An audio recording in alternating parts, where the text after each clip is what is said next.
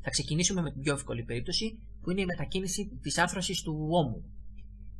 Πηγαίνουμε στην καρτέλα έλεγχος και επιλέγουμε το μπλοκ όταν λάβω. Θα δημιουργήσουμε ένα καινούριο μήνυμα, το οποίο και αυτό θα παίζει το ρόλο μιας εντολής της ανώτερου επίπεδου γλώσσας προγραμματισμού για την οποία συζητήσαμε προηγουμένως.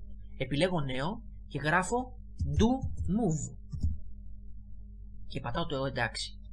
Για να περιστρέψω τη μορφή θα χρησιμοποιήσω την εντολή στην καρτέλα κίνηση δείξε στην κατεύθυνση.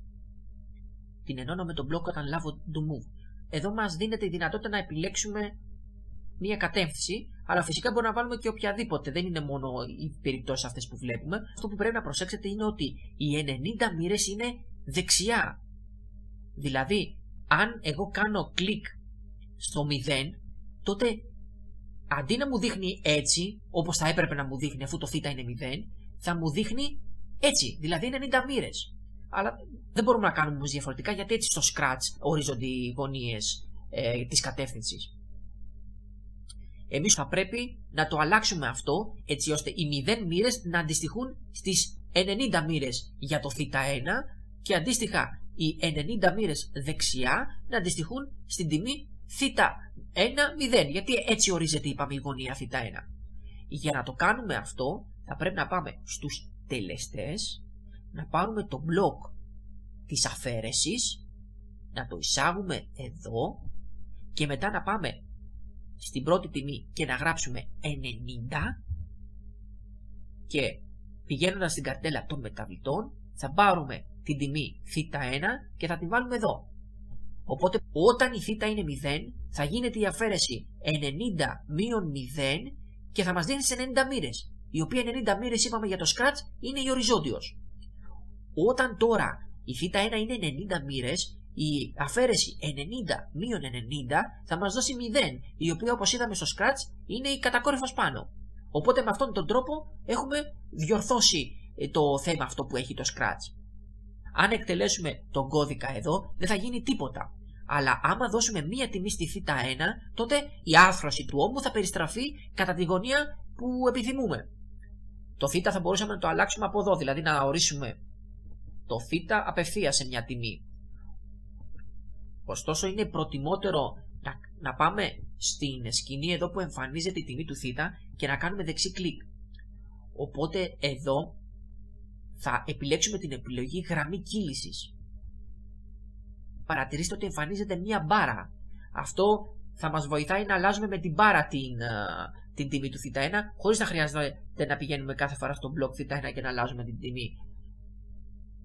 Επιπλέον μπορούμε να ορίσουμε και το άνω όριο και το κάτω όριο. Άμα κάνω πάλι δεξί κλικ τώρα που έχω δημιουργήσει την μπάρα, βγαίνει μια επιλογή που λέει όρισε ελάχιστη και μέγιστη τιμή της γραμμής κύλησης. Ως ελάχιστη θα επιλέξω το μείον 120 και ως μέγιστο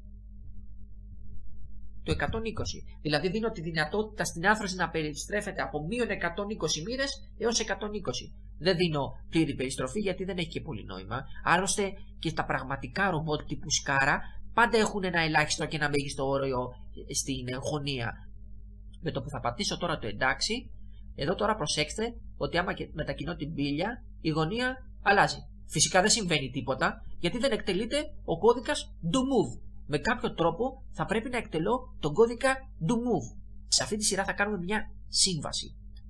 Όλο τον κώδικα που θα γράφουμε με εντολές αυτής της ανώτερης αφηρημένης τέλος πάντων γλώσσας προγραμματισμού φτιάχνουμε, θα τις εκτελούμε στο σκηνικό. Δηλαδή θα επιλέγουμε το σκηνικό και θα γράφουμε εδώ τον κώδικα που θέλουμε με αυτές τις εντολές, έτσι ώστε με αυτόν τον τρόπο να μην φαίνονται όλες οι εντολές εδώ που γράφουμε για τις υπόλοιπες μορφές. Άλλωστε αυτό θα είναι και βολικό γιατί αν τις γράφαμε όλες τις εντολές αυτές εδώ για παράδειγμα, στο τέλος θα γεμίζαμε όλο μπλοκ και δεν θα μπορούσαμε να καταλάβουμε τι γίνεται.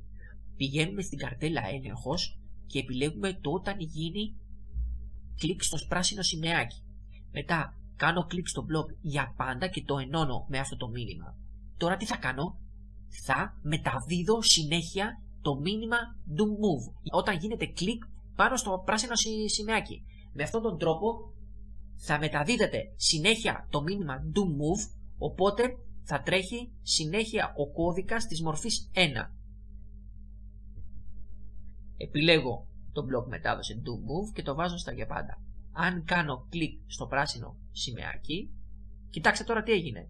Ήδη μετακινήθηκε κατά 5 μοίρες η άρθρωση του ώμου, μαζί φυσικά με το σύνδεσμο. Και μάλιστα, καθώς μετακινώ την μπάρα, βλέπετε ότι η άρθρωση περιστρέφεται από 120 έως μείον 120. Φυσικά δεν γίνεται τίποτα με την άρθρωση του αγώνα. Αυτό θα πρέπει να το φτιάξουμε, έτσι. Κάνω κλικ στη μορφή 2 για να την επιλέξω και πηγαίνω στην καρτέλα έλεγχος και επιλέγω όταν λάβω. Τώρα θα δημιουργήσουμε ένα καινούριο μήνυμα κάνοντας κλικ στο βελάκι, το οποίο βέβαια θα είναι ένα μήνυμα που θα εκτελείται μόνο στην περίπτωση που έρχεται το μήνυμα do move. Και για να το ξεχωρίσω αυτό θα χρησιμοποιήσω σαν σύμβαση τα underscore. Οπότε θα του δώσω ένα όνομα underscore do move underscore. Αυτό το μήνυμα πλέον δεν θα παίζει το ρόλο εντολής όπως η περίπτωση του μήνυματος do move. Απλώς είναι ένα εσωτερικό μήνυμα που θα πρέπει να το φτιάξουμε έτσι ώστε να εκτελείται σωστά ο κώδικας. Θα πρέπει δηλαδή να κάνουμε τώρα κάτι αντίστοιχο με την περίπτωση μορφής 1. Η ιδιαιτερότητα σε αυτή την περίπτωση είναι ότι ο αγώνας δεν κάνει μόνο περιστροφική κίνηση, αλλά κάνει και μια μεταφορική, καθώς περιστρέφεται ο ώμος. Οπότε πηγαίνοντας στην καρτέλα κίνηση, επιλέγω το μπλοκ πήγαινε στο χύψη για τη μεταφορική κίνηση και το μπλοκ δείξει στην κατεύθυνση για την περιστροφική. Το μόνο που έμεινε είναι να βάλω τιμές σε αυτά εδώ τα κουτιά. Αν κοιτάξουμε το σχέδιο του ρομποτικού βραχίωνα, η μεταφορική κίνηση αυτού εδώ του σημείου που είναι ο αγώνας μπορεί να προκύψει απευθείας από τις συντεταγμένες του στον άξονα χύψη. Αν δείτε, εδώ έχει τη συντεταγμένη ψ, η οποία αν προσέξετε από το ορθογώνιο τρίγωνο που σχηματίζεται είναι ίση με L1 επί ημίτονο του θ1. Αντίστοιχα, η συντεταγμένη χ που είναι αυτή εδώ είναι ίση με L1 επί το συνημίτονο του θ1. Οπότε πηγαίνοντας στο Scratch, κάνουμε κλικ στην καρτέλα τελεστές και παίρνουμε το μπλοκ του πολλαπλασιασμού. Και επίσης παίρνουμε και το μπλοκ που λέει τετραγωνική ρίζα και το βάζω στο δεύτερο κουτάκι. Εδώ τώρα από το βελάκι θα επιλέξω το Zinus, το ημίτονο δηλαδή. Και σαν τιμή εδώ θα πάω στις μεταβλητές και θα βάλω το θ1. Ενώ στο πρώτο κουτάκι θα βάλω το L1. Οπότε σχημάτισα τη συντεταγμένη ψ του κέντρου του αγώνα. Τώρα για να μην ξαναφτιάχνω όλο τον μπλοκ από την αρχή, πηγαίνω ακριβώς κάτω από το σημείο του πολλαπλασιασμού, κάνω δεξί κλικ και επιλέγω το διπλασίασε. Για να προκύψει η τιμή της συντεταγμένης χ. Με τη μόνη διαφορά ότι είχαμε πει ότι αυτό είναι συνημίτονο. Οπότε επιλέγω cosine. Τώρα, την περίπτωση της ψ συντεταγμένης μπορώ να τη βάλω απευθείας στο κουτάκι. Ωστόσο, αυτό εδώ δεν μπορώ να το βάλω απευθείας στο κουτάκι και αυτό γιατί μετακινήσαμε τον άξονα κατά 133 πίξελ. Αυτή εδώ η τιμή είναι ως προς τον άξονα που έχει το scratch για τη σκηνή, του οποίου το κέντρο είναι ακριβώς το κέντρο της σκηνής, έτσι. Εμείς το μετακινήσαμε, οπότε θα πρέπει κάθε φορά να αφαιρούμε τα 133 πίξελ, γιατί αν δεν το κάνουμε αυτό, η τιμή του χ θα προκύπτει 133 πίξελ μετατοπισμένη προς τα δεξιά. Στους τελεστές επιλέγω το μπλοκ της αφαίρεσης, βάζω αυτό στο πρώτο κουτάκι και στο δεύτερο κουτάκι από τις μεταβλητές επιλέγω το L1 που είναι ίσο με τα 133 πίξελ και το βάζω μετά μέσα στο χ. Για να φανεί μετακινώ εδώ το μπλοκ. Για την περίπτωση της μετακίνησης είμαστε έτοιμοι. Το μόνο που μένει είναι να κάνουμε την περιστροφή. Αν κοιτάξουμε πάλι το σχέδιο, η γωνία κανονικά που θα πρέπει να δείχνει ο σύνδεσμος L2 είναι ίση με το άθροισμα των γωνιών. Επειδή είχαμε πει ότι στο Scratch οι 90 μοίρες είναι εδώ και οι 0 μοίρες είναι απάνω, θα πρέπει αυτό το άθροισμα των γωνιών θ1 και θ2 να το αφαιρούμε από το 90. Γιατί είναι η ίδια περίπτωση όπως κάναμε και στη μορφή 1, όπου αφαιρούσαμε από το 90 τη θ1.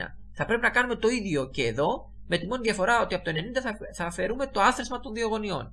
Οπότε στην ουσία 90 μείον θ1 και θ2 μέσα σε παρένθεση βγαίνει 90 μείον θ1 μείον θ2. Στους τελεστές επιλέγω το μπλοκ της αφαίρεσης και άλλο ένα, 2 δηλαδή. Πηγαίνω στην καρτέλα των μεταβλητών, επιλέγω τη θ1 και τη θ2. Τώρα θα πρέπει να προσέξουμε για το πώς θα φτιάξουμε αυτή την πράξη που είπαμε προηγουμένως. Εμείς θέλουμε να αφαιρέσουμε το άθροισμα των γωνιών από τις 90 μοίρες. Οπότε θα είναι συνολικά 90 μοίρες μείον θ1 μείον θ2. Εάν το βάλω έτσι εδώ και γράψω εδώ 90 μοίρες και εδώ βάλω θ1 και εδώ θ2, αυτό που θα κάνει τώρα το Scratch είναι ότι θα εκτελέσει πρώτα αυτό το μπλοκ. Δηλαδή θα κάνει πρώτα την πράξη θ1 μείον θ2 και μετά από το αποτέλεσμα που θα προκύψει θα κάνει την πράξη 90 μείον τη διαφορά των γωνιών. Αυτό φυσικά είναι λάθος. Δεν το θέλουμε. Θα πρέπει να βάλουμε πρώτα να κάνει την αφαίρεση από το 90 μείον θ1 και εδώ να βάλουμε σε αυτό το μπλοκ έτσι ώστε να βγει σωστά η πράξη. Θα μπορούσαμε να το κάνουμε και εναλλακτικά.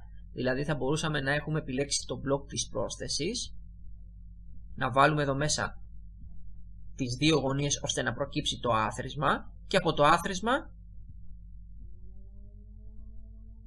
αυτό να το αφαιρέσουμε από τις 90 μοίρες. Οπότε και αυτό είναι σωστό. Ένα από τα δύο τώρα, όποιο θέλουμε. Τώρα εντάξει, μιας και φτιάξαμε αυτό, θα βάλουμε αυτό στη θέση του άλλου. Οπότε το βάζουμε εδώ. Το μόνο που μένει είναι να εκτελείται φυσικά αυτός ο κώδικας, δηλαδή αυτό το μήνυμα underscore do move underscore. Και φυσικά για να εκτελείται θα πρέπει να πάμε στην μορφή 1 και όταν λαμβάνεται το μήνυμα do move θα πρέπει να στέλνουμε ένα μήνυμα underscore do move underscore ώστε να εκτελείται και ο κώδικας της μορφής 2. Οπότε πηγαίνουμε στην καρτέλα έλεγχος, επιλέγουμε το μετάδοσε underscore do move underscore και το βάζουμε εδώ. Τώρα είμαστε έτοιμοι. Και πράγματι άμα πατήσω το πράσινο σημαίακι, ήδη φτιάχτηκαν και μπήκαν στη σωστή θέση οι δύο εικόνες. Μετακινώντας την μπάρα για το θ1, βλέπουμε ότι μετακινείται και η άρθρωση του αγκώνα μαζί, όπως και θα έπρεπε. Επίσης τώρα άμα πάω εδώ και κάνω δεξί κλικ στο θ2 και επιλέξω και εδώ γραμμή κύλησης και στη συνέχεια ξανά δεξί κλικ για να ορίσω ελάχιστη και μέγιστη τιμή, εδώ θα επιλέξω ως ελάχιστο το μείον 120 και εδώ το 120, είναι ήδη έτοιμο οπότε δεν το αλλάζω. Πατάω εντάξει, οπότε τώρα μπορώ να ελέγχω με την μπάρα και την άρθρωση του αγκώνα. Και βλέπετε δουλεύει όλο σωστά.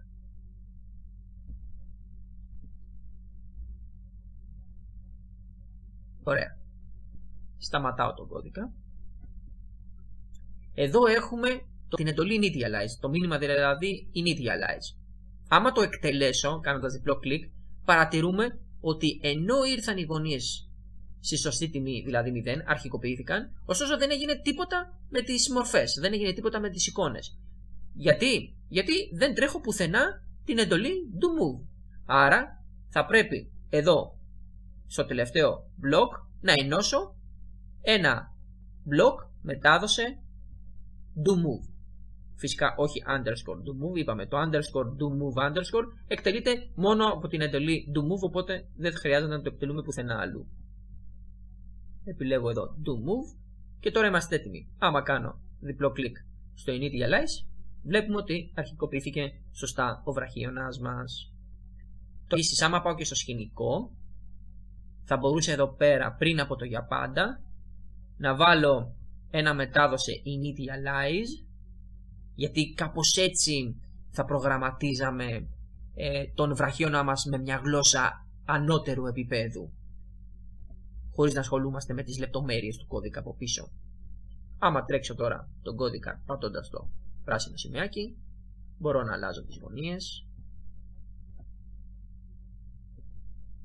Σταματάω τον κώδικα και τώρα άμα τον ξανατρέξω, βλέπετε ότι αρχικοποιείται γιατί εκτελέστηκε η εντολή μετάδοση initialize και είναι πάλι έτοιμο να περιστρέφεται με βάση τις γωνίες που του δίνω.